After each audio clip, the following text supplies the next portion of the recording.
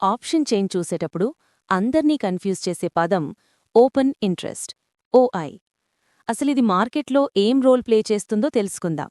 సింపుల్గా చెప్పాలంటే వాల్యూమ్ అనేది జరిగిపోయిన ట్రేడింగ్, కానీ ఓఐ అనేది క్లోజ్ అవ్వకుండా ఇంకా ఓపెన్గా ఉన్న కాంట్రాక్ట్ల సంఖ్య. ట్రేడర్లు దీన్ని సపోర్ట్ మరియు రెసిస్టెన్స్ లెవెల్స్ కోసం చూస్తారు. ఒక స్ట్రైక్ ప్రైస్ దగ్గర కాల్ ఓఐ భారీగా ఉందంటే అక్కడ సెల్లర్స్ కాల్స్ని షార్ట్ చేసి ఒక రెసిస్టెన్స్ గోడ కట్టారని అర్థం. అదే పుట్ ఓఐ ఎక్కువగా ఉంటే అక్కడ మార్కెట్కు బలమైన సపోర్ట్ ఉందని భావించవచ్చు. మరి మనమెందుకు సెల్లర్ పాయింట్ ఆఫ్ వ్యూలోనే చూస్తాం? ఎందుకంటే ఒక ఆప్షన్ అమ్మడానికి భారీగా మార్జిన్ అవసరం. అంత డబ్బు పెట్టిన సెల్లర్ తమ పొజిషన్స్ని హెడ్జ్ చేసుకున్నా సరే ఆ లెవెల్ దాటకుండా మార్కెట్ని కంట్రోల్ చేయడానికి ట్రై చేస్తారు. కానీ గుర్తుంచుకోండి, ఓఐ అనేది కదలని రాయి కాదు.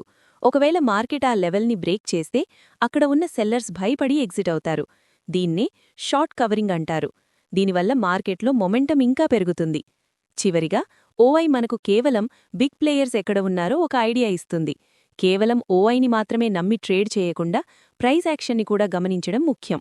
ఈ వీడియో ఇన్ఫర్మేటివ్గా అనిపిస్తే లైక్ చేయండి, సబ్స్క్రైబ్ చేసుకోండి.